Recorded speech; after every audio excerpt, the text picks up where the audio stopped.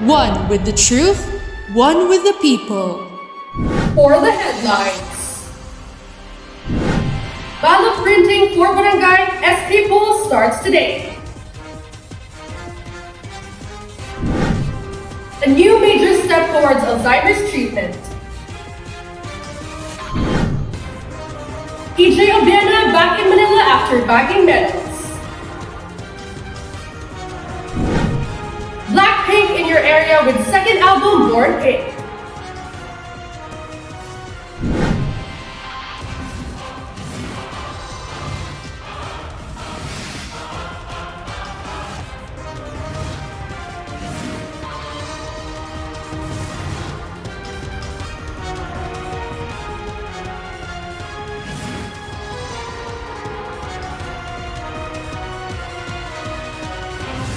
Live from JKNA Network Center, City of Dagupan, this is JKNA Media. The keen spirit seizes the relevant occasion, makes instant action to inform ahead trustworthy information and enlighten the nation. Good afternoon, Philippines! Masantos yang araw, Pangasinan. Today is Wednesday, 5th of October. I am Jania Ann. And I am Angela Guzman. And we bring you Just Key News Ahead. The Commission on Elections is pushing through with the printing of over 91 million ballots and other preparations for the Barangay and Sangguniang Kabataan elections, which have funds worth 900 million pesos after delays caused by talks to move the electoral process to 2023. Here is Andrea Abian for more details. COMELEC Chairman George Garcia stressed that the poll body could no longer afford any delays in the printing of ballots, which they target to finish in a month. In a press briefing, Garcia said that if the elections are set to continue this coming December 5, 2022, they are to be blamed for having no ballots printed in advance. Po nangyari in the past, panukalang batas, approved ng Senado, approved ng Kongreso, pagdating po sa Palasyo, veto ng Pangulo. Paano po ang mangyayari sa ating pagka nagkaganon? Wala kaming na-print na balota. Wala tayong gagamitin sa December 5, 2022. COMELEC also ensured that these ballots won't go to waste in case the said BSKE elections would be postponed, since they can still be used for the next year. Garcia will be going to the National Printing Office and will embed the secret marking of the ballots for the BSKE. He also stated that they will be printing 3 million ballots per day, with processes available for viewing to the public to promote transparency. The printing will be open to those who would like to observe.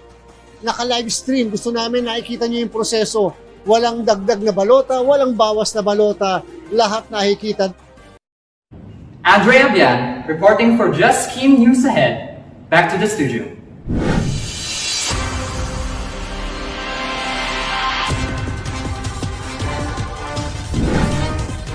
Thank you, Andre. President Bongbong Marcos is closely monitoring the continued weakening of the peso against the dollar, which slumped to a new all-time low at 58 pesos and 99 centavos to $1 yesterday, as this is seen to raise the prices of imported oil and other products and contribute to a higher inflation.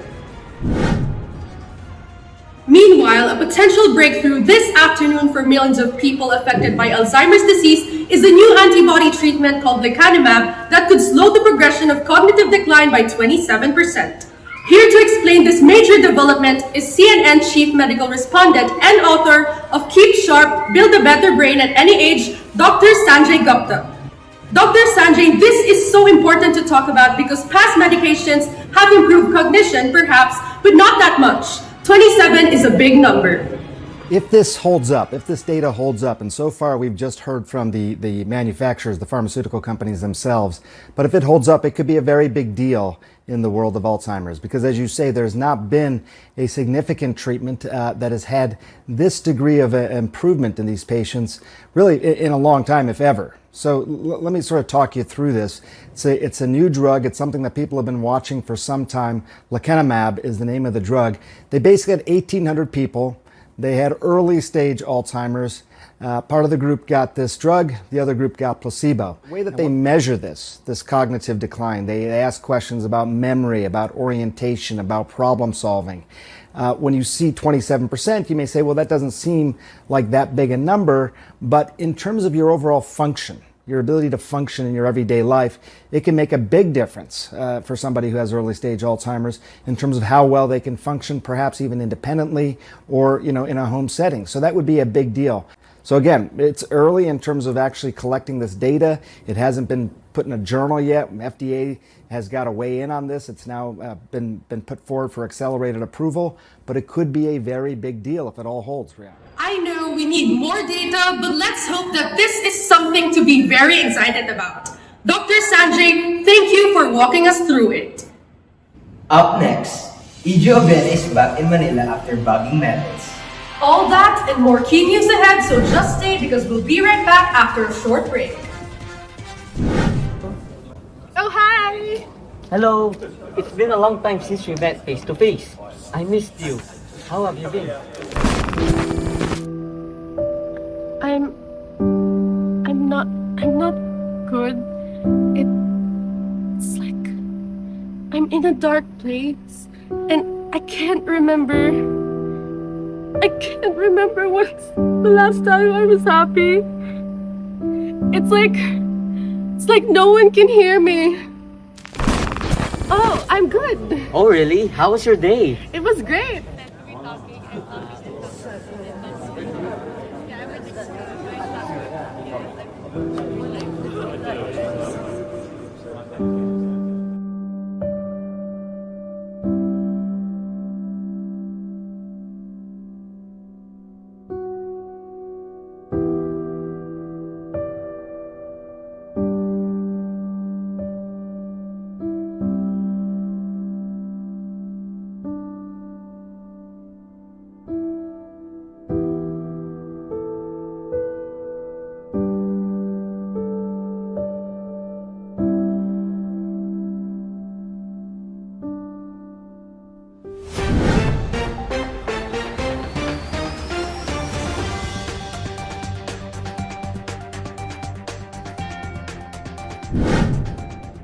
And we're back! You're still watching JKNA Media. Following the Feebox alert earlier at around 8:43 in the morning, wherein a magnitude 7.3 earthquake recently jolted Abra and other parts of Luzon, is the breaking news just in.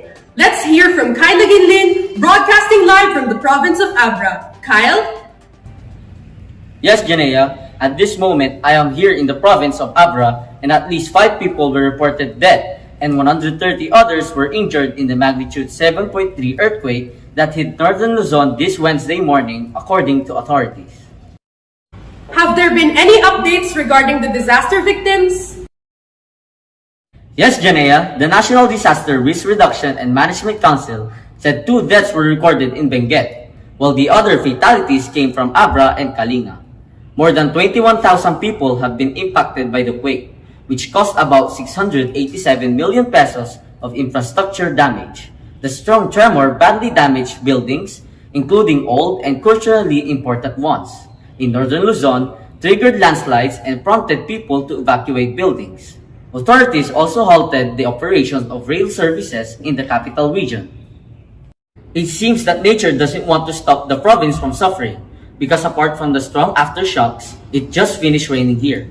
Abra Province, perhaps the hardest hit among northern provinces, has declared a state of calamity. This declaration gives the local government access to disaster relief funds and implements a freeze on the prices of basic goods. State seismologists warned the public that aftershocks and damage can be expected following the major earthquake. Back to you, Janea. Thank you, Kyle. Indeed, stay safe and cautious.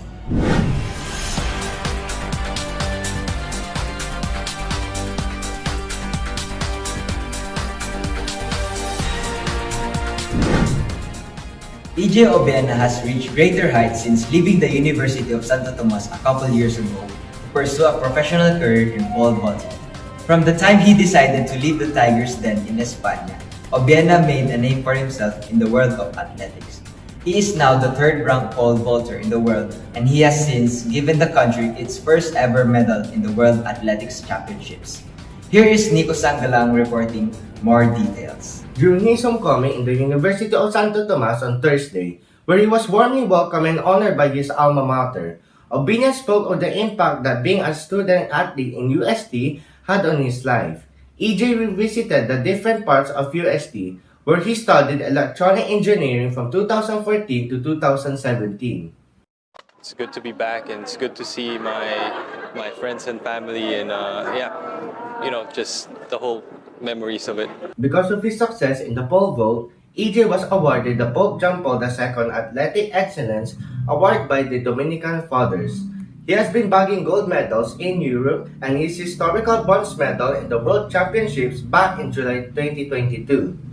Ipagpatuloy mo, itayo at iwagayway ang bandila ng Pilipinas at UST sa buong mundo.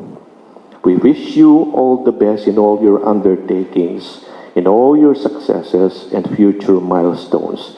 May God and St. Thomas Aquinas always accompany you in your life sojourn. Congratulations, and once again, welcome back, champion. Nico Sangalang reporting for Just King News Ahead. Back to the studio.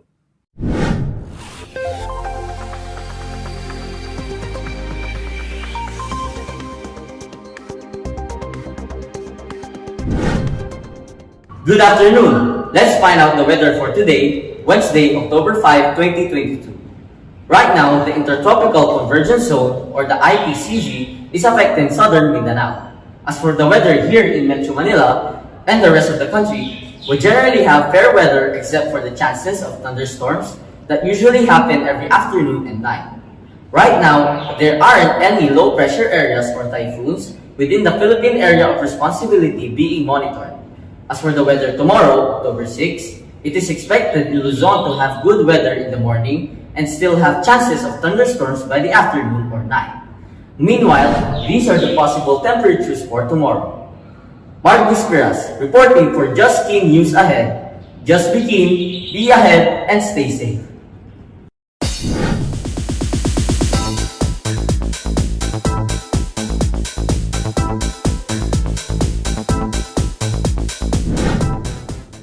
Praying for my downfall, many have tried, baby. Catch me when you hear my Lamborghini go vroom, vroom, vroom, vroom. When we pull up, you know it's a shutdown. Have you heard of it?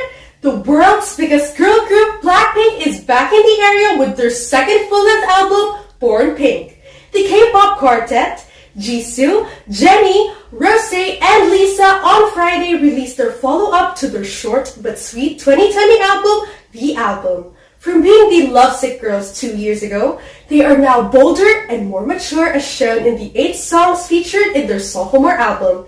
Despite sticking to this genre in some of their songs, Blackpink made sure they will bring something new to the table. Blackpink in your area.